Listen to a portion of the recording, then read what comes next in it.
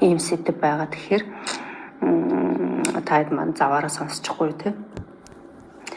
За ерөнхийдөө энэ нөгөө нэг лордоз гэдэг маань баган нурууны байгалийн хотхор буюу тэг ингээ хотхор байгаа шүү дээ. Хүзүүний хотхор, бүслэгийн нурууны хотхор маань ямар нэгэн буруу дадал хэвшил, ямар нэгэн зүйлээс болоод тэгшэрснийг лордоз тэгшрэх гэж яриад байгаа. Тэгээд ерөнхийдөө нөгөө энэ болохоор эмнэлгээс гаргасан юм судалгаа юм байл л дээ.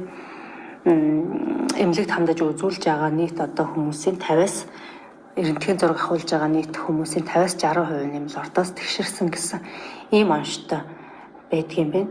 Тэгээд энэ болохоор зэрэг хүмүүс ингээд нэг тэгж яасан байна, хүнд биш байна гэдэг ч юм уу, эсвэл нэг гайгүй юм байна гэдэг ч юм уу, нэг тоохгүй явсаар тийм нэг ноцтой биш юм шиг санагддаг хүмүүст. Тэгээ энийгээ ерөнхийдөө ингээд тоохгүй явсаар агаад энэ өөрөө нөгөө нугалмын гулсалт, суулт, тэгээ жирэг хүчний ерхий зүлхэлт зэрэг энэ өвдөлт үүсэх, тэгээ ийм өвчин үүсэх суур болж идэг. Энийг мэдэхгүй анхаарахгүй, анзаарахгүй мэдсэн ч гэсэн тоохгүй явсаар агаад хүндрүүлээд ийм өвчнүүдээс суурийг тавьдаг ийм өөрчлөлтөө. За энэ нөгөө лордоз буюу хотоор нь нэг осондоо нөгөө машины амортизатор буюу амаржин гэж ярьдаг ш бид нарт. Тэрний нөгөө үүргийг гүйцэтгэж идэм байл та бид нар энэ нуруунд дээр ирж байгаа ачааллыг ингэж хөнгөлж, тэнцвэржүүлж өгдөг ийм үүрэгтэй ийм хотхор байгаа байхгүй. За тэгээ энэ маань ерөнхийдөө удаан хугацаагаар хэтэрхий их нөгөө ачаалттай ажиллах. Тэгээ дандаа ингэж бүхийд суух. Одоо багш нь ч гэсэн ингэж бүхийг л уц руугаа ингэ орцсон л суучлаа. Бүхийд суух. Тэгээ машин удаан жолоодох гэд бидний нөгөө амьдралын буруу дадал хөвшлүүдээс болж энэ лордоз маань тэгшэрдэг байна. Тэгэхээр утсын хэтэрхий ингэж за жишээлбэл шүү дээ компьютерийн ард хэтэрхий ингэж нөгөө мөрөө авчиж ингэж бүхийж ингэж сууснаас жишээлбэл хүзүүний лордоз тэгшэрнэ. За сандал дээр юм ингээд бас компьютерийн ард ч юм эсвэл машин жолоодож суухтаа нөгөө бүслэгийн нурууны одоо тэр бүслэгийн нурууг сандлын одоо энэ суудал за тэгээд энэ түшлэг байгаа шүү дээ ийм. За тэгээд энэ хоёрлоо бүрэн шахахгүйгээр яг энүүхэн энд нь суугаад тэгээд энэ бүслэгийн нуруу маань сандлын түшлэг дээр ингэж тулахгүйгээр ингээ хүндий байсараад тэгж арагшаага нөгөө хүндий байсараад ачаалал бүслэгийн нуруун дээр ирээд тэр юу маань хотхор хэсэг маань ингээ тэгшэрчдэг. Тэгэхээр бидний амьдралын буруу дадал хэвшлээс болж энэ лордоз маань яг нь тэгшэрдэг байна. За лордоз маань ерөнхийдөө нөгөө ерөөсөө л бидний амьдралын буруу дадал хэвшлээс болж нэг байралдаа удаан нэг буруу байралдаа удаан сууснаас нэг буруу байралдаа удаан байрласнаас болж энэ баган нурууны лордозод өөрчлөлт ордог байна. За тэгээ нэг хүзүүн дээр бүслэгийн нуруунд дээргээд хоёр байгаад байгаа шүү дээ. Хүзүү угаасаа байгалаараа юм хотгор байх хэвээр. Бүслэгийн нуруу ч гэсэн байгалаараа юм хотгор байдаг тийм. Тэгэхээр тэр хоёр маань нөгөө тэгшэрсэн үед ямар шинж тэмдэг илэрхээ гэхээр хүзүүний энэ лордоз тэгшэрсэн үед ерөнхийдөө нөгөө бидний бие чинь ингээд дэшиг нэг шугам байх хэвээр шүү дээ. Толгой маань их биетэйг нэг шугам байх хэвээр. Тэгтэл ингээд тэгшэрсэн юм уу те хитрхи ихссэн үед толгой маань бүр ингээд урагшаага ингээд гараад ирсэн юм шиг те их биенээсээ урагшаага гараад ирсэн юм шиг хүзүүгээ ингээд сунгацсан юм шиг ийм харагддаг байх нь вэ. За тэгээд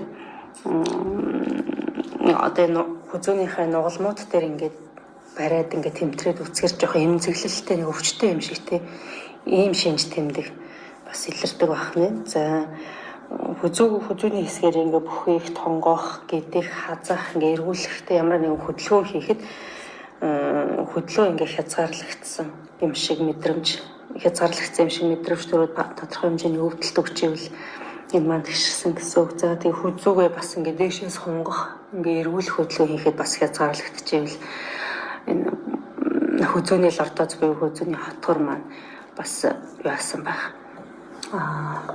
Өөрчлөлт орсон байх ийм магадaltaй байдаг байх нэ. За тэгээ хүзүүний булчин чангар. Тэгээ энэ үед хүзүүний булчин чангар нь хувь хөрж байгаа юм шиг болно.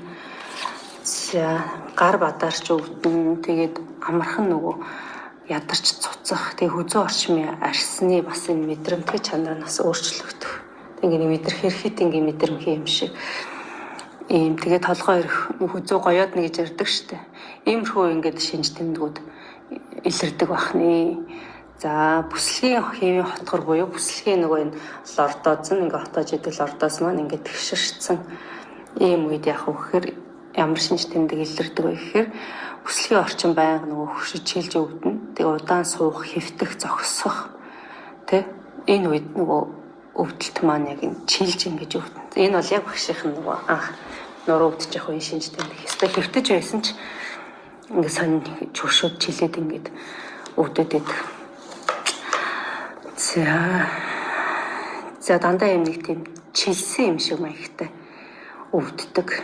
За бүслийн нурууны лордоз ингээд тэгшэрсэн хүмүүс ингээд хавтгай юм шигтэй хүн ч уг ингээд нэг хотгороо өгцгөн жоохон хойшоогоо ингээд жоохон багцаар гарцсан ч байдаг ч юм уу иймэрхүү байх хэвээр байтал бүр ингээд нуруунаасаа ингээд ямарч юугүй ингээд гүдийг хотох юм байхгүй ингээд тэгшээ ингээд өгцөггүй гэж ярьдаг шүү дээ. Ийм харагддаг нөгөө тэгшэрсэн хүмүүс нь хитрхи их нөгөө хотоолт нь лордоз нь хитрхи ихссэн.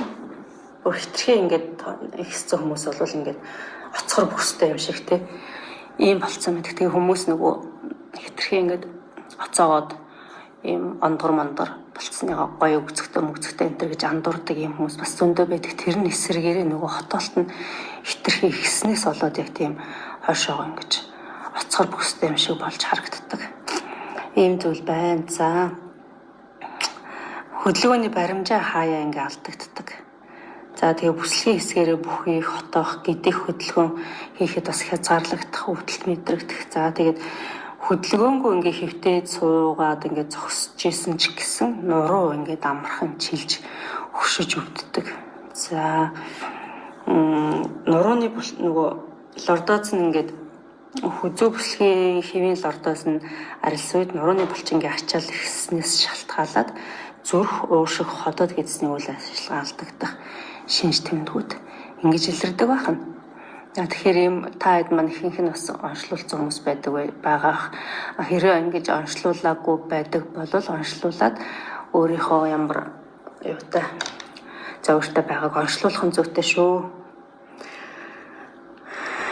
За энэ хотоолтой яаж хэвэн болох вэ гэхээр хамгийн эхлээд угаасаа тасгал хөдөлгөөн тэгээд эмчилгээ барай засал гэсэн ийм зүйлүүд байна. За нөгөө ивэс эмчилгээ гэж бас байдаг шүү дээ. Тэр зүйлийг бас хийж болдог.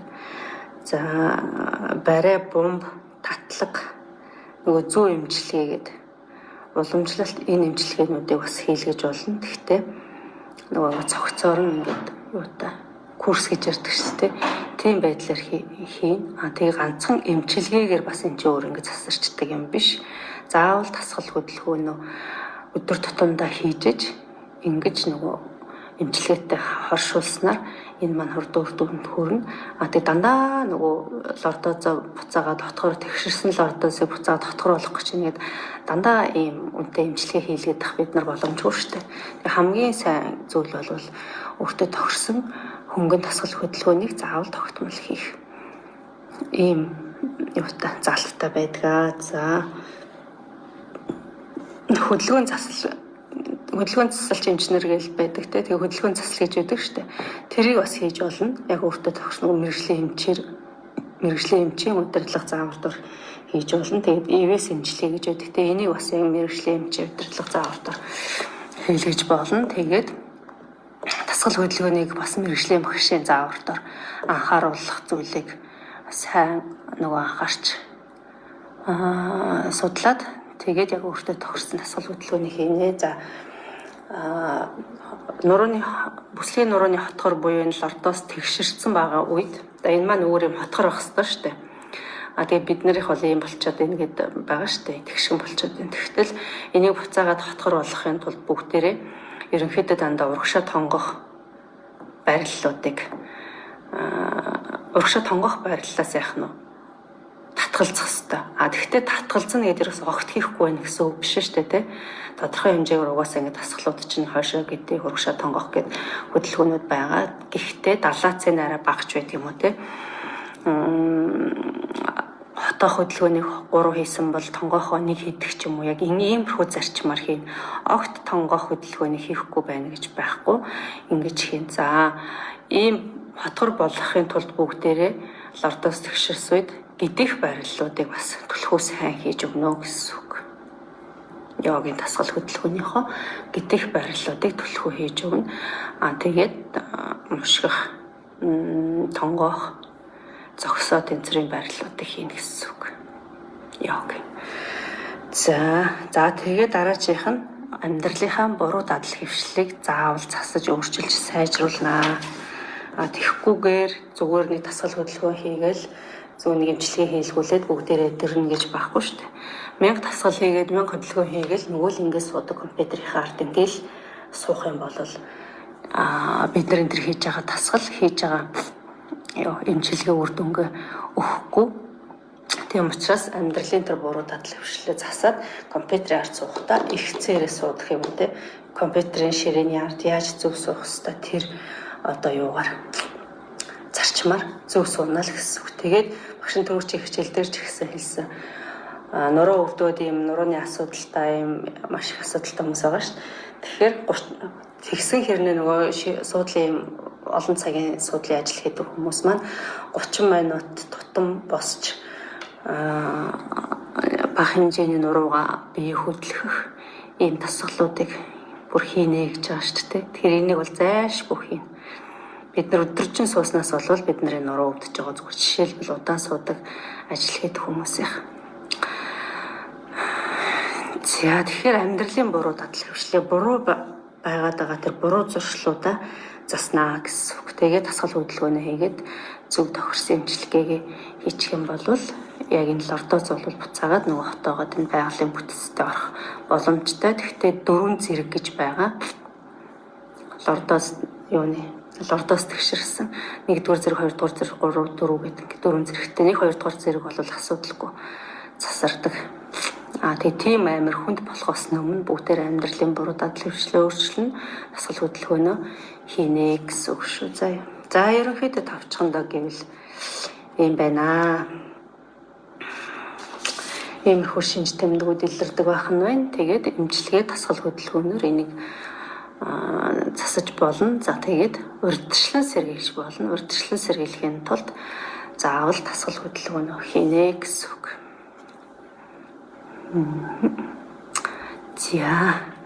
За тавчхандаа ийм байна. Лордоос тэгшэрсэн үед ямар шинж тэмдэг илэрдэг, яаж эмчлүүлэх, ямар дасгал хөдөлгөөн хийх вэ гэдгийг тодорхой хэмжээнд ойлголоо тий. За багш нь одоо энийг ингэж юу яачин зогсоогоод хадгалчихна. Тэгээд дараа нь нөгөө нурууны бүсний тухай лекц орно. Энэ хоёрыг тус нь хоёр лайваар явчих тэрэн дээр өргөжлүүлчих юм бол бас ойлгомжгүй болчих واخ.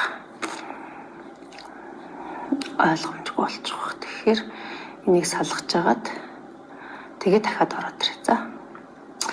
За